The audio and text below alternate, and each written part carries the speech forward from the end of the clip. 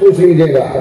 ویسے ٹوٹا پھوٹا لولا لنگڑا مفتی میں بھی ہوں, اللہ کا فضل ہے, لیکن اس وقت میں فتویٰ دینے نہیں بیٹھا. میں ایک بات آپ کو سیدھی سادھی سمجھانا چاہتا ہوں. دماغ ایک وقت میں ایک ہی طرف کام کرتا ہے, دو طرف کام نہیں کرتا. دماغ ایک وقت میں ایک طرف کام کرتا ہے, دو طرف کام نہیں کرتا ہے. آپ بارہا دیکھتے ہیں گھر میں کوئی بچہ, کوئی جوان, کوئی بڑا, کوئی بزرگ موبائل پہ کوئی چیز دیکھ رہا ہے یا سن رہا ہے, برابر میں 5 فٹ کی دوری سے امی جان والدہ آواز لگاتی رہتی ہیں, وہ سن نہیں پاتا اس لیے کہ دماغ دوسری طرف لگا ہوا ہے. ان والدہ کی آواز کی طرف دماغ نہیں لگا ہوتا. وہ اٹھ کر بازو کو پکڑ کر جھنجھوڑتی ہیں کہ میں کتنی آواز دے چکی, تم سنتے نہیں ہو. تب لڑکا بیدار ہوتا ہے کہ امی مجھے پکار رہی تھی, میں سن نہیں پا. کہتا ہے کہ میں موبائل میں لگا ہوا تھا. یہ صاف ہے کہ دماغ ایک وقت میں ایک کام کرتا ہے, دو کام نہیں کرتا ہے. یہ میں نے بات کہی ہے ان لوگوں کے لیے جو اپنے ہاتھوں میں موبائل لے کر ویڈیو بنا رہے ہیں. برائے کرم اس کو بند کر کے جیب میں رکھ لیں, بیٹا بند کر لیں اسے. یہ جو اسٹینڈ پر لگے ہوئے ہیں یہ آپ کو کچھ نہیں کر رہے ہیں, چھیڑ چھاڑ نہیں کر رہے ہیں, یہ آرام سے ویڈیو بنا رہے ہیں. آج کل سوشل میڈیا کا زمانہ ہے, جلسہ ہوتے ہی یہ ویڈیو ایسے بھاگیں گے کہ ہم دیوبند پہنچیں گے نہیں, اس سے پہلے یہ دیوبند پہنچ جائیں گے. ایسا ہوتا ہے. ادھر جلسہ ختم کیا, ادھر فون آنے لگتے ہیں کہ کس جگہ جلسے میں ہے, ایسا ویڈیو آیا ہے. ایسا ہوتا ہے. اگر آپ ویڈیو بنانے میں لگے رہیں گے تو پھر ہم کیا کہہ رہے ہیں ایک بات بھی آپ نہیں سن پائیں گے, کیونکہ دماغ ویڈیو میں لگا ہوا ہے. اب دو چیزوں میں سے ایک خراب ہوگی بات, یا تو ہماری تقریر نہیں سن پاؤ گے یا ویڈیو خراب ہوگا. تو میرے خیال میں ویڈیو خراب کر لو, کچھ دن کی بات سن لو. مجھے خوشی اس بات کی ہے کہ نوجوان سب بات ماننے والے ہیں, سب نے جیب میں رکھ لیا ویڈیو اور موبائل. اب توجہ سے سنیں گے. میں قسم کھا کے کہہ سکتا ہوں بزرگوں, میں مجمع میں داخل ہوتا ہوں کہیں بھی جلسے میں, ایک نظر ڈالتا ہوں کہ مجمع کی کیفیت کیا ہے. وہی میں نے یہاں بھی ڈالی. یہاں مجھے 3-4 منٹ 5 منٹ بیٹھنے کا موقع ملا, اس وقت میں نے مجمع کو ہی دیکھا. قسم کھا کہہ سکتا ہوں دوستو, مجھے بے حد خوشی ہوئی ہے اس مجمع کو دیکھ کر. پتا کس بات کی؟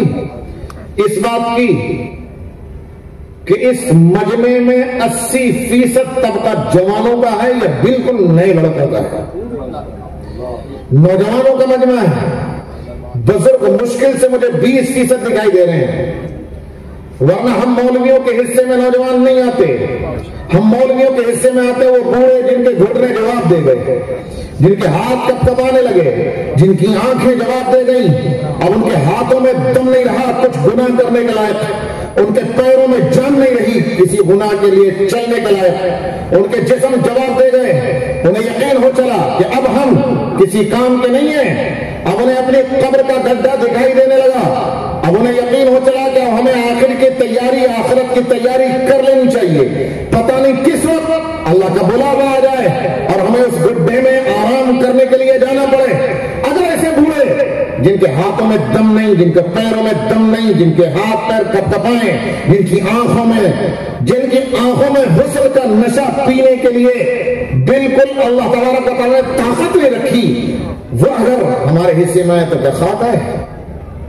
وہ نوجوان جو قتل بھی کر سکتے ہیں, وہ نوجوان جو زناکاری بدکاری میں مبتلا ہو سکتے ہیں, وہ نوجوان جو روڈ ہولڈ اپ بھی کر سکتے ہیں, جو ڈاکہ زنی بھی کر سکتے ہیں, جو رہزنی بھی کر سکتے ہیں, جو روڈ پر کھڑے ہو کر گاڑیاں بھی لوٹ سکتے ہیں. کوئی گناہ ایسا نہیں جو نہیں کر سکتے ہیں. وہ اگر جوانی کے قیمتی لمحات میں اگر جلسے میں آ گئے رسول کی بات سننے کے لیے, قرآن کی بات سننے کے لیے, تو واقعی وہ نوجوان مبارکباد کے مستحق ہیں. اور ان نوجوانوں کو دیکھ کر ہمارا دل خوش کیوں نہ ہو. نوجوانوں, جوان وہ کون ہے کہ اگر یہ طے کر لے, جوان وہ کون ہے کہ اگر طے کر لے کہ پہاڑ کو چیر کر پار جانا ہے تو چٹانیں اس کا راستہ روکنے کی ہمت نہیں رکھتی, چٹانیں چور ہو جاتی ہیں. کسی شاعر نے کہا ہے, جوانوں یہ صدائیں آ رہی ہیں آبشاروں سے, میں پھر کہوں کہ آبشار کا مطلب ہمارے بہت سے نوجوان نہیں سمجھتے، کیا واٹر فال کہتے ہیں شاید اسے انگریزی میں، اور جھرنا کہتے ہیں اسے، جہاں پہاڑوں سے اوپر سے پانی رس رس کر کے آتا ہے، پہاڑوں کی چٹانوں کے بیچ سے دھار کی طرح نکلتا ہے۔ کوئی ٹھنڈے پہاڑوں کے علاقوں میں نینی تال، مسوری، شملہ گیا ہوگا، کسی ہل پر گیا ہوگا، دیکھا ہوگا اس نے، اسے آبشار کہتے ہیں۔ شاعر کہتا ہے جوانوں یہ صدائیں آ رہی ہیں آبشاروں سے، یعنی پہاڑوں کے بیچ سے چٹانوں کے سینے کو چیرتی ہوئی جو دھاریں نکل رہی ہیں، جو جھرنا نکل رہا ہے، ان سے یہ آواز آ رہی ہے۔ چٹانیں کیا آواز آ رہی ہے؟ جوانوں یہ صدائیں آ رہی ہیں آبشاروں سے، چٹانیں چور ہو جائیں جو ہو عزم سفر پیدا، پختہ پکا ارادہ کر کے آگے تو بڑھو، پیر تو بڑھاؤ، دیکھو کوئی چٹان تمہارا راستہ روک پاتی ہے، اللہ کی قسم نوجوان نسل طے کر لے تو کوئی راستہ روکنے والا نہیں ہو پیدا، اگر نوجوان طے کر لیں۔ میرے کئی نوجوان بھائی یہاں بیٹھے ہوئے ہیں، بہت سارے نوجوان، میرے خیال سے میں نے کہا کہ 80% طبقہ، اور کتنے سناٹے کے ساتھ غور کے ساتھ سن رہا ہے یہ نوجوان طبقہ، واقعی اگر یہ نوجوان طبقہ دل پہ لے لے کسی چیز کو تو پھر کوئی چیز رکتی نہیں ہے۔ میں ان نوجوانوں سے بھی کچھ بات کروں گا، ابھی میں نے نوجوانوں سے خطاب شروع نہیں کیا ہے۔ نوجوانوں یہ بھی یاد رکھنا، میں آپ کا ایک بڑا بھائی ہونے کے ناطے آپ سے اپنے دل کی بات اور دل کا درد بیان نہیں کروں گا تو میں کہاں اپنے دل کا درد بیان کروں گا؟ کیا ہمیں بی جے پی کی ورکنگ کمیٹی بلایا جائے گا اپنا درد سننے کے لیے؟ نہیں، ہمیں اپنے دل کے درد کو بیان کرنا ہے، آپ سے کرنا ہے۔ آپ کو برا لگے گا، آپ برا بھلا کہیں گے، گالی دیں گے، گالی سن لیں گے، ہم پتھر برسائیں گے، اگر ہم پتھر بھی برسا لیں گے، برداشت کر لیں گے، لیکن دل کے درد کو آپ کے سامنے رکھیں گے، اس کے بغیر نہیں جائیں گے انشاءاللہ۔ ہمیں آپ سے دو چار باتیں عرض کرنی ہیں، لیکن چلیے میں اپنی بات شروع کرتا ہوں۔ مجھے اس وقت سیرت کی تقریر نہیں کرنی ہے، لیکن میں سیرت کا چھوٹا سا ایک واقعہ ضرور بیان کروں اپنے لائن پر آنے کے لیے، اور جو میرا مقصد ہے اپنے مقصد تک، منزل تک پہنچنے کے لیے۔ آپ نے سیرت کے بیانات میں سنا ہوگا، لمبی چوڑی آگے پیچھے کی تفصیل ہے، پیچھے کی تفصیل آگے کی تفصیل سب چھوڑ کر بیچ میں سے ٹکڑا بیان کرتا ہوں۔ نجاشی بادشاہ کا دربار ہے، حبشے کے بادشاہ نجاشی کا دربار ہے۔ حبشہ یہ وہی ہے جسے آج کل ایتھوپیا کہا جاتا ہے۔ ایتھوپیا جو ملک ہے اس کا بادشاہ عیسائی نصرانی بادشاہ تھا، انجیل کو ماننے والا، آج کل کی ماڈرن اصطلاح میں کہا جائے تو کہا جا سکتا ہے سیکولر ذہن کا آدمی تھا۔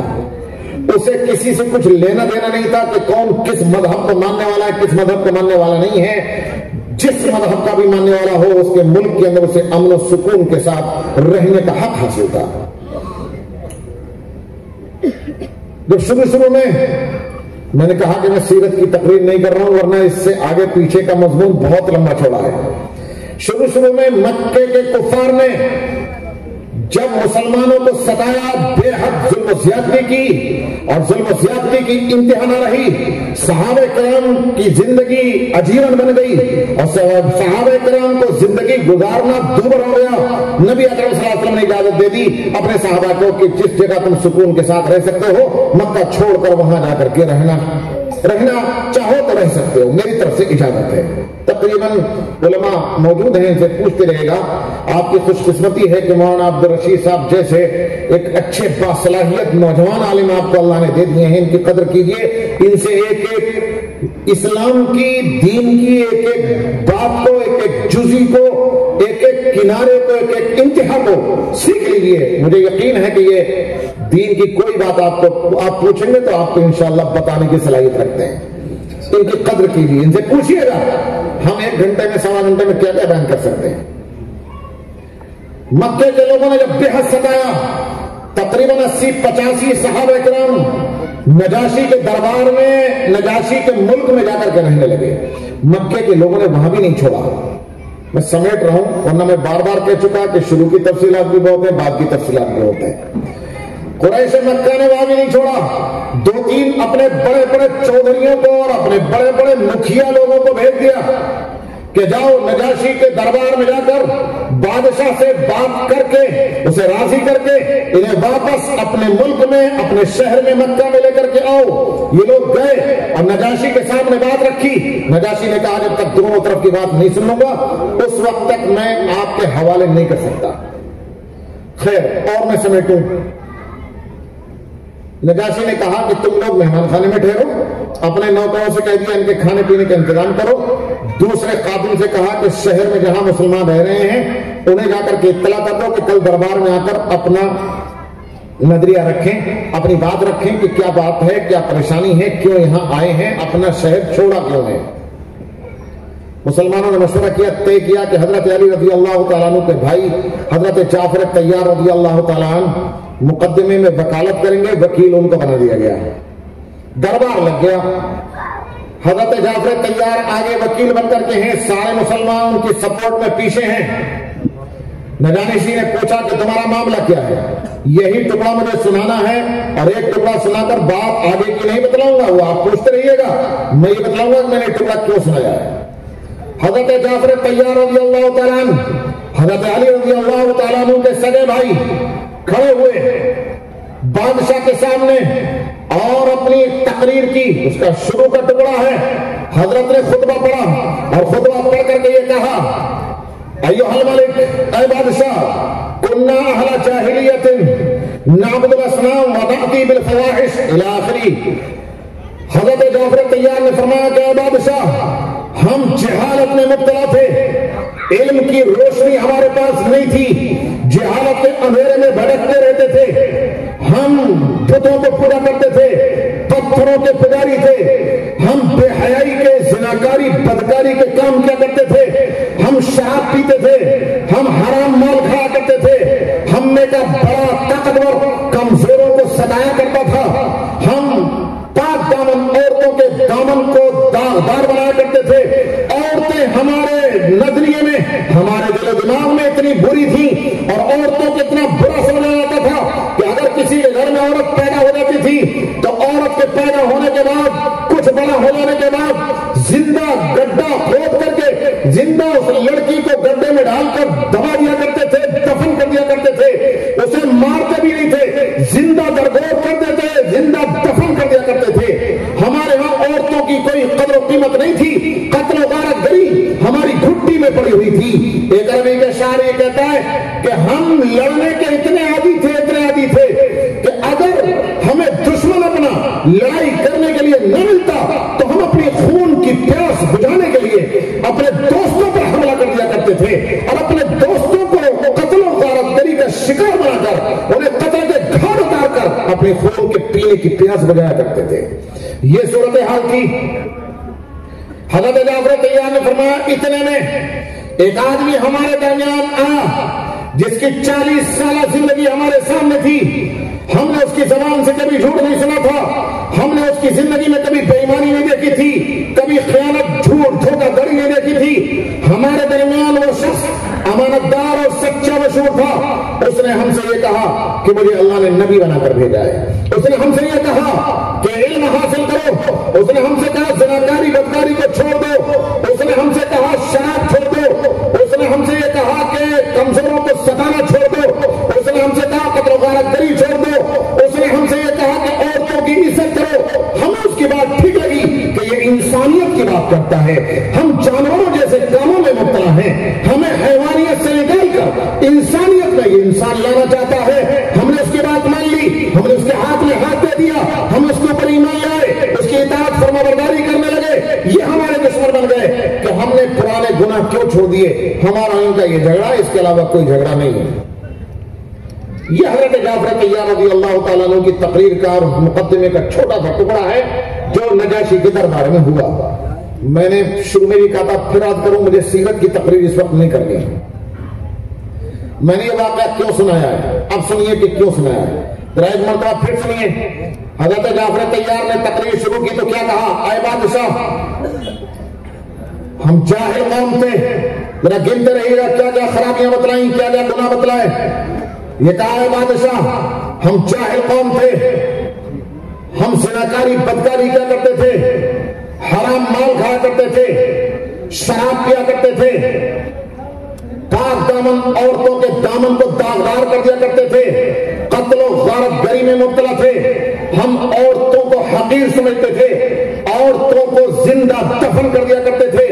میں نے یہ واقعہ اس لیے سنایا ہے، میری بات پر آپ توجہ مت دیجیے گا، یہ مت دیکھیے گا کہ دیوبند سے کوئی آیا تھا اور ایسے ایسے کہہ رہا تھا دیوبند کی نسبت اور ہمارے حلیے کو، یہ مولویانہ حلیے کو ایک طرف رکھیے گا، آپ اپنے سر کی آنکھوں کو استعمال کیجیے، اللہ نے آپ کو عقل دی ہے، جو بدھی دی ہے، آپ اپنے عقل کو استعمال کیجیے گا، اپنے گاؤں کو دیکھیے، اپنے بستی کو دیکھیے، علاقے کو دیکھیے گا، ٹھنڈے دل سے سوچیے گا۔ حضرت جعفر طیار رضی اللہ تعالیٰ عنہ نے زمانے جاہلیت کے جو گناہ بیان کیے، ان میں سے کون سا ایسا گناہ ہے جو آج ہماری مسلم کمیونٹی کے اندر، مسلم قوم کے اندر موجود نہ ہو؟ کیا ہم نبی کی شریعت کو ٹھکرا کر، نبی کی شریعت کو پامال کر کے، نبی کی شریعت کو پسے پٹ ڈال کر دوبارہ جاہلیت کے زمانے میں نہیں جا رہے ہیں؟ کہ ہمارے اندر علم کی کمی نہیں ہے کہ آج ہندوستان کیا پوری دنیا کے اندر سب سے زیادہ جاہل ان پڑھ قوم کیا مسلمانوں کی نہیں ہے؟ علم ہماری قوم سے نکل گیا کہ ہم زناکاری بدکاری مبتلا نہیں ہے۔ جب سے ہمارے نوجوان بھائیوں کے ہاتھ میں یہ موبائل آ گیا ہے، اور جب سے ہمارے نوجوان بھائی انٹرنیٹ کی لت میں مبتلا ہوئے ہیں، یوٹیوب کی لت میں مبتلا ہوئے ہیں، فیس بک میں مبتلا ہوئے ہیں، انسٹاگرام پتہ نہیں کون کون سا گرام ہے اس میں مبتلا ہوئے ہیں، تب سے نوجوان لڑکے بے حیائی کے، بدتمیزی کے گندے کیسے کاموں میں مبتلا ہے۔ آپ مجھ سے زیادہ جانتے ہیں، ہم لوگ مدرسوں کی باؤنڈری میں بند رہنے والے لوگ ہیں، ہمیں نہیں معلوم کہ نوجوان طبقہ کیا کر رہا ہے۔ تم چوراہوں پر بیٹھتے ہو، تم ہوٹلوں پر بیٹھتے ہو، تم چوپالوں پر بیٹھتے ہو، تم مکھیا کی مجلسوں میں جا کر کے بیٹھتے ہو، تم ہر اس جگہ بیٹھتے ہو جہاں نوجوانوں کا جھنڈا لگا رہتا ہے، جہاں نوجوانوں کے کرتوتوں پر تبصرے ہوتے ہیں، جہاں ان کی چرچا ہوتی ہے۔ آپ کو ہم سے زیادہ نوجوانوں کے حالات معلوم ہیں۔ آپ غور کریں کہ نوجوان آج کے زناکاری بدکاری میں مبتلا نہیں ہے، کہ آج ہمارے مسلم نوجوان نشے کی لت میں، شراب پینے کی لت میں مبتلا نہیں ہے۔ آج میری معلومات کے مطابق ہمارا نوجوان طبقہ 80% سے زیادہ نشے کی لت میں مبتلا ہے۔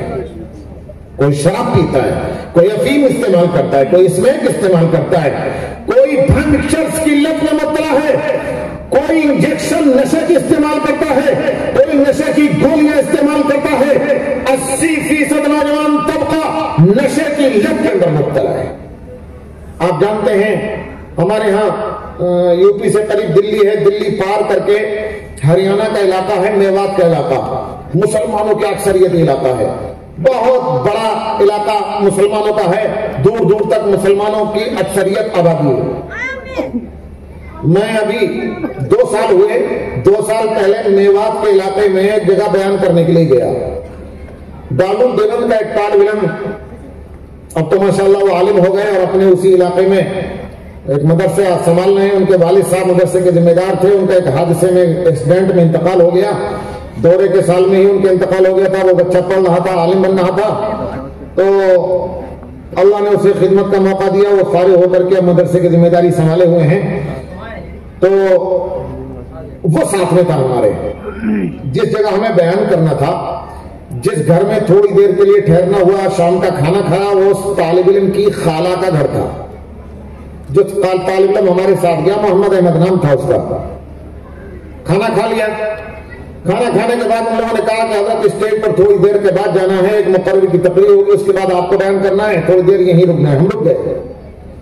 تھوڑی دیر میں وہ محمد احمد طالب علم اپنے خالہ کے گھر میں، تو اس کے تھے ہی ہم، اپنے خلیرے بھائی کو لے کر کے آیا۔ میرے خیال سے 16-17 سال سے زیادہ اس بچے کی عمر نہیں تھی، مشکل سے 17 سال کا بالکل نیا لڑکا، انتہائی خوبصورت لڑکا، لیکن اس کے جسم پر ہڈیوں کے علاوہ گوشت نام کی چیز نہیں تھی۔ ایسا سوکھا ہوا کہ جیسے کسی نے اس کے جسم کے اندر کوئی چیز داخل کر کے سب کچھ کھینچ لیا ہے، ہڈیاں رہ گئی۔ وہ لے کر کے آیا، اس نے کہا کہ حضرت میرا خلیرا بھائی ہے، اس کے لیے دعا کر دیجیے، اس کی طبیعت خراب ہے، اللہ اسے شفا دے دے، علاج چل رہا ہے اس کا۔ اللہ نے جتنی توفیق دی ہم نے دعا کر دی، وہ جب لڑکا چلا گیا ہم نے اس سے محمد احمد سے پوچھا کہ بھائی یہ تمہارے خلیرے بھائی کو بیماری کیا ہے, پریشانی کیا ہے؟ کہنے لگا کہ حضرت اسے کچھ پریشانی نہیں, اسے نشے کی عادت بن گئی ہے. اور نشہ بھی کون سا؟ کہنے لگا کہ وہ جو کھانسی ہو جاتی ہے تو ڈاکٹر سیرپ لکھتے ہیں, اوریکس یا کوریکس نام کا سیرپ ہوتا ہے, کہ وہ جو سیرپ ہوتا ہے اس میں ہلکا سا نشہ ہوتا ہے, وہ سیرپ پی کر کے نشہ کرنے کی اسے عادت بن گئی. اب یہ ایک ایک دن میں اس سیرپ کی 4 شیشی پی جاتا ہے. آپ ڈاکٹر سے پوچھئے کسی ہی سخت ترین کھانسی ہو, ایک اچھا ڈاکٹر 10 ملی لیٹر صبح 10 ملی لیٹر شام, 10 ml صبح 10 ml شام, 2 ٹائم وہ سیرپ پینے کو کہتا ہے, یعنی 1 ڈھکن صبح اور 1 ڈھکن شام, اس سے زیادہ پینے کو نہیں کہتا. لیکن ایک دن میں 4 پوری بوتل وہ پی جاتا ہے نشہ کرنے کے لیے, اور اس کی لت لگ گئی ہے. کہنے لگا کہ اس بوتل کے پینے کی وجہ سے, سیرپ کے پینے کی وجہ سے اس کے پھیپھڑے جواب دے گئے. دلی کے برابر میں نوح کا علاقہ ہے, دلی کے تمام ڈاکٹروں کو دکھا لیا, ایمس میں چیک کروا لیا, بڑے بڑے ڈاکٹروں کو دکھا لیا. کہنے لگا کہ گڑگاؤں کے اندر ایک ڈاکٹر کا علاج کر رہا ہے اور اس نے کہا ہے کہ میں کوشش کرتا ہوں, کوئی گارنٹی نہیں, کسی وقت بھی کوئی بھی خبر آپ کو سننے کو مل سکتی ہے, کچھ بھی ہو سکتا ہے. نئے لڑکے 16 17 سال کے لڑکے نشے جیسی لت کے اندر مبتلا ہیں. میں تو یہ کر رہا ہوں کون سا گناہ ایسا ہے اس وقت جو مسلم کمیونٹی کے اندر نہ پایا جاتا؟ کہاں تک بات کو چھڑا جائے؟ وہ فارسی میں کہا جاتا ہے تنہما داغ داغ شد تمبا کجا کجا نہم. اس کا اردو میں مطلب ہے کہ پورا جسم زخموں سے چور ہے, زخم اتنے ہیں پورے جسم پر کہ گن نہیں سکتے, آخر پٹی باندھے تو کہاں کہاں باندھے پٹی, پورے جسم پر پٹی باندھے تو کہاں کہاں باندھے. اسی طریقے سے یقین کر لیجئے مسلم معاشرہ اور مسلمانوں کا یہ پورا سماج ایک جسم کی طرح ہے, اس میں جگہ جگہ زخم ہیں. اگر رفو کریں, ٹانکے لگائیں, پٹی لگائی جائے, ڈریسنگ کی جائے تو آخر کہاں کہاں کی جائے؟ آخر کون سا گناہ ایسا ہے جو موجود نہ ہو؟ نوجوانوں کے اندر نشے کی لت موجود, نوجوانوں کے اندر زناکاری بدکاری کی لت موجود ہے. اور تو اور میرے بھائیوں, یہاں نوجوان بیٹھے ہوئے ہیں, ذرا سنیں کان کھول کر کے, ہو سکتا ہے میری آواز میری ماں اور بہنوں تک بھی پہنچ رہی ہوگی, کچھ چھوٹے چھوٹے بچے بھی یہاں بیٹھے ہوئے ہیں. مجھے بیان کرتے ہوئے شرم آتی ہے, لیکن ایک آئینہ دکھانے کے لیے, لائٹ دینے کے لیے ایک چھوٹا سا قصہ بیان کرتا ہوں. آج کا نہیں ہے, آج تو اور زیادہ حالات بگڑ گئے. 5-6 سال پہلے کا واقعہ ہے, بلکہ شاید 7-8 سال ہو گئے. رمضان کا مقدس ترین مہینہ, رمضان کے مہینے میں دلی میں ہمارے شاگرد تراویح پڑھا رہے تھے. ظہر کی نماز کے بعد انہوں نے ہمیں فون کیا, سلام خیر خیریت کے بعد اور ایک سلام کے بعد ہم نے ان سے پوچھا کہ بیٹا کیوں فون کیا تھا؟ کہنے لگا وہ امام صاحب جو تراویح پڑھا رہے تھے دارالعلوم دیوبند میں پڑھ رہے تھے, پورے عالم نہیں بن پائے تھے. کہنے لگے کہ حضرت ایک نوجوان لڑکا میرے کمرے میں میرے پاس بیٹھا ہوا ہے, وہ نوجوان لڑکا ایک مسئلہ پوچھ رہا ہے, مجھے سمجھ میں نہیں آیا تو میں نے آپ کو فون کیا, آپ مسئلہ بتلا دیجئے. ان کا بیٹا بتاؤ کیا مسئلہ ہے؟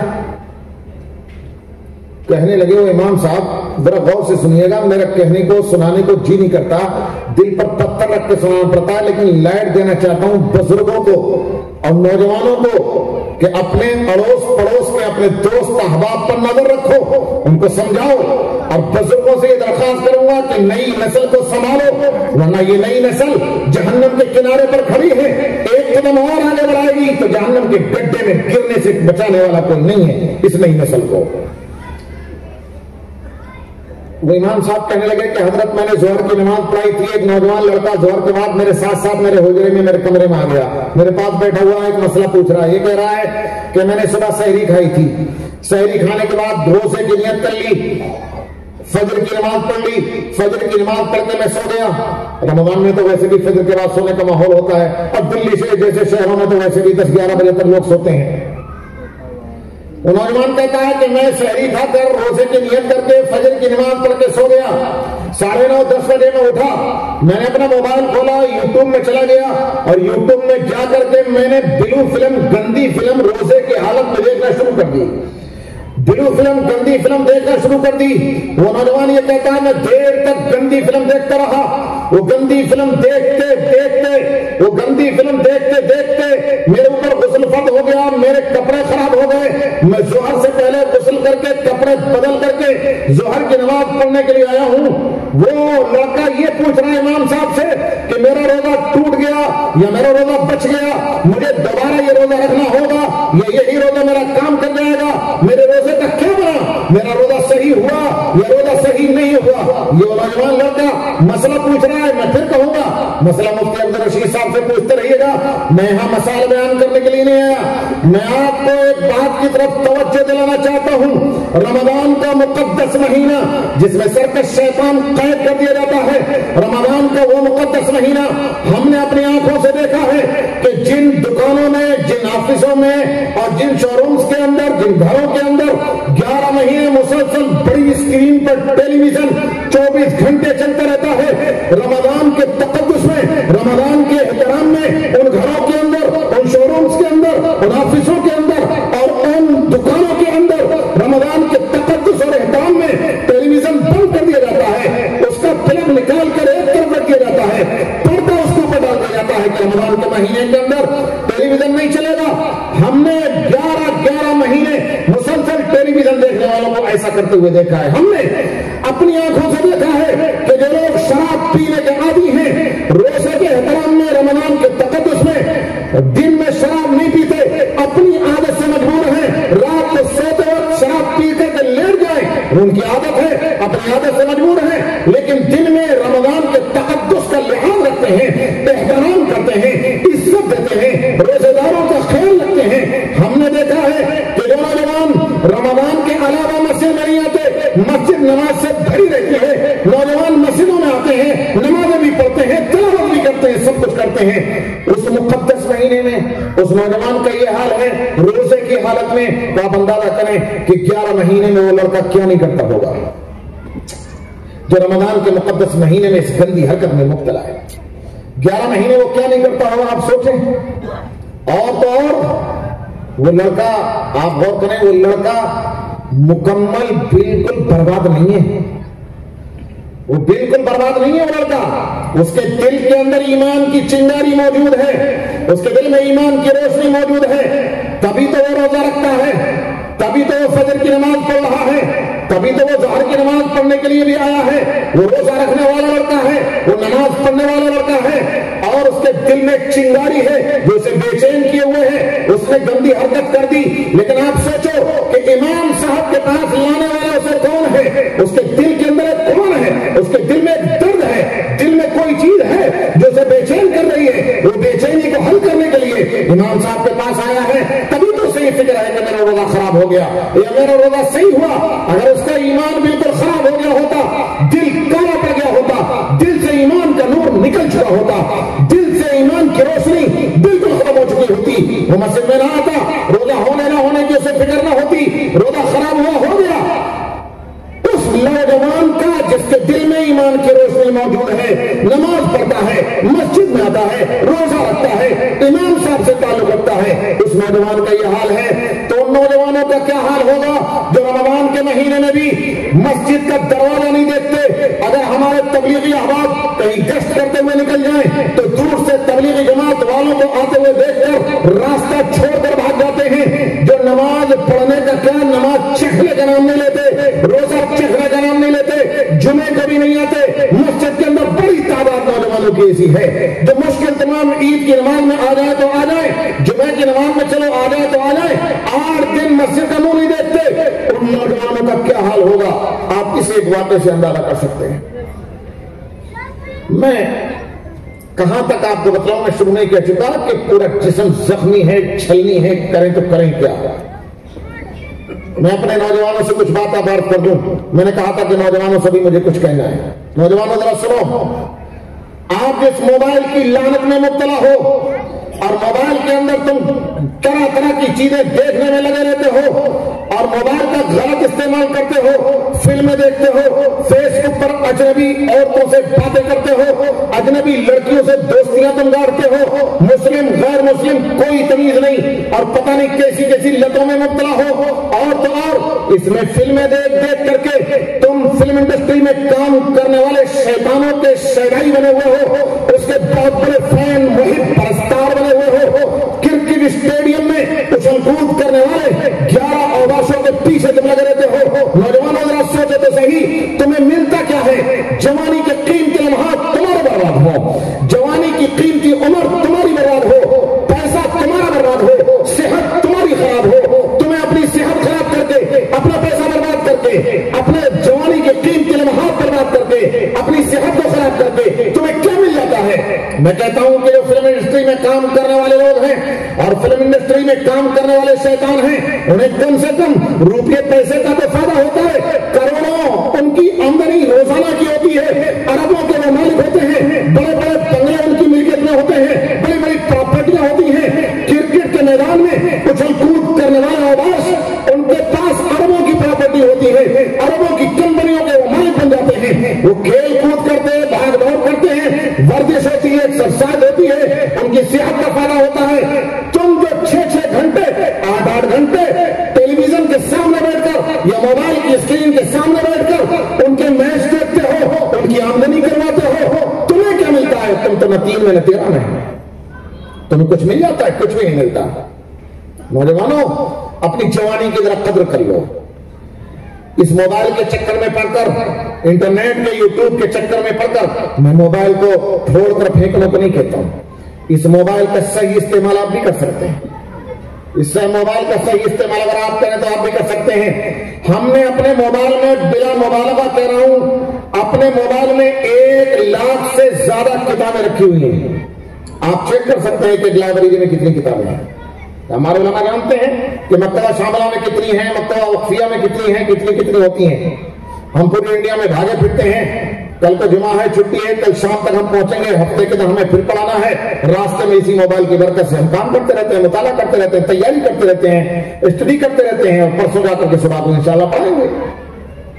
اس کا صحیح استعمال بھی آپ کر سکتے ہیں، لیکن اس موبائل کا غلط استعمال کر کے آپ اپنا پیسہ برباد کر کے، صحت برباد کر کے، جوانی کے قیمتی لمحات کو برباد کر کے تمہیں مل کے جاتا ہے، تم تو نہ 3 میں نہ 13 میں۔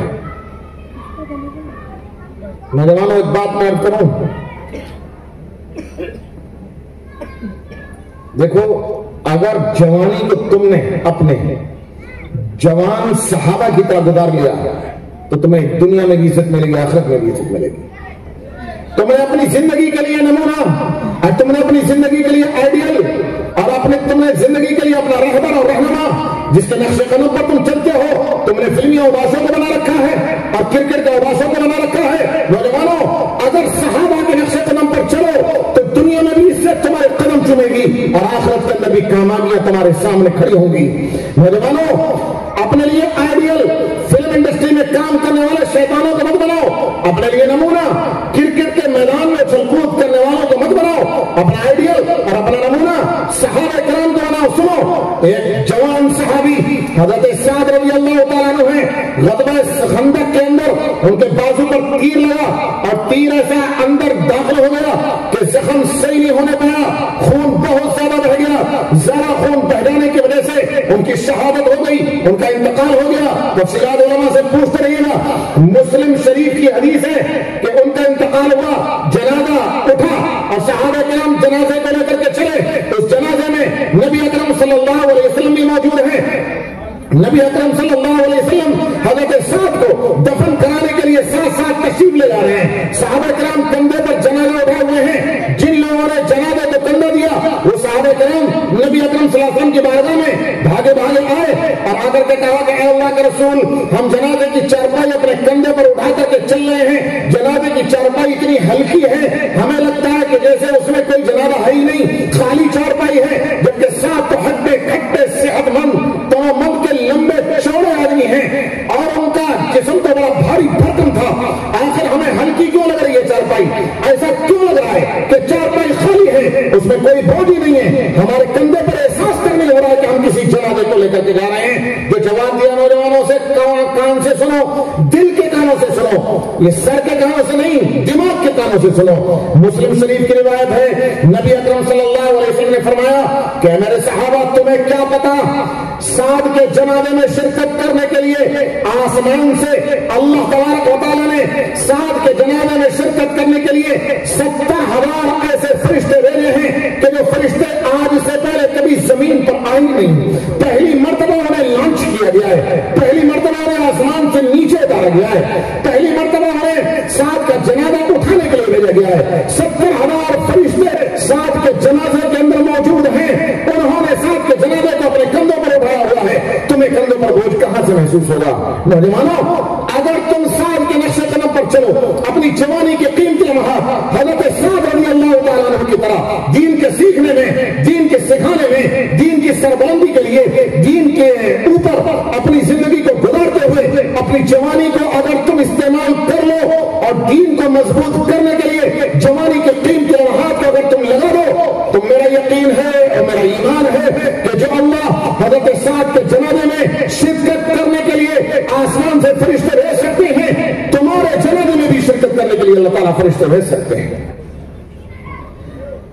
اور اگر ایسا نہیں کرتے تو ایک بات اور سن لو، جو تمہیں فلمی ہیرو سب سے زیادہ پسند ہو اور جس کے تم سب سے بڑے فین ہو، جس کے سب سے بڑے محب ہو، جس کے سب سے بڑے پرستار ہو، ایک بات کر کے دیکھ لو، اس کا کہیں سے فون نمبر، موبائل نمبر کہیں سے حاصل کر لو اور حاصل کر کے اپنے گھر والوں کو دے جانا، اور اپنے گھر والوں سے یہ کہنا کہ جب میرا انتقال ہو جائے تو اس نمبر پر فون کر کے بتا دینا کہ تیرے بہت بڑے پرستار کا، بہت چاہنے والے کا، بڑے فین کا تیرا انتقال ہو گیا۔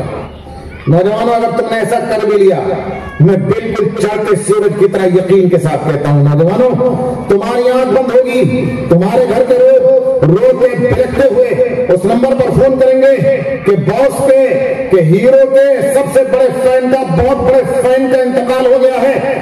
اس ہیرو کا سیکریٹری فون اٹھائے گا اور وہ یہ کہہ دے گا کہ باس کو اس وقت فون پر بات کرنے کی فرصت نہیں ہے، اگر آپ کو بات کرنی ہے تو 8 دن کے بعد فلاں ٹائم بات ہو سکتی ہے، 10 دن کے بعد بات ہو سکتی ہے۔ وہ ہیرو تمہارے جنازے میں شرکت کرنے کے لیے نہیں آئے گا۔ تم ذرا غور سے تو سوچو کہ پوری جوانی جس ہیرو کی فلمیں دیکھتے دیکھتے تم نے پوری جوانی اپنی برباد کر دی، اپنی جوانی ضائع کر دی، اپنا پیسہ برباد کر دیا، اپنا وقت برباد کر دیا، اپنی صحت برباد کر دی۔ اگر وہ ہیرو تمہارے جنازے میں نماز پڑھنے کے لیے نہیں آ سکتا، قبر کے کنارے کھڑے ہو کر اگر وہ فاتحہ نہیں پڑھ سکتا، تمہاری قبر پر 3 مٹھی مٹی نہیں رہ سکتا، تو تم کیوں اس کے چکر میں پڑے ہوئے ہو؟ لیکن مجھے یقین ہے کہ تم اگر سعد کے طریقے پر چلے تو اللہ تبارک و تعالیٰ تمہاری قبر کو منور کرنے کے لیے، قبر کو کشادہ کرنے کے لیے فرشتوں کو آسمان سے بھیج دیں گے۔ کر کے تو دیکھو نوجوانوں، کہاں کس کے چکر میں تم پڑ گئے؟ اپنے جوانی کے قیمتی لمحات تم کہاں برباد کرنے کے چکر میں لگ گئے؟ میں تھوڑا سا اپنے بیان میں تھوڑا سا میں ٹرن لے رہا ہوں کسی دوسرے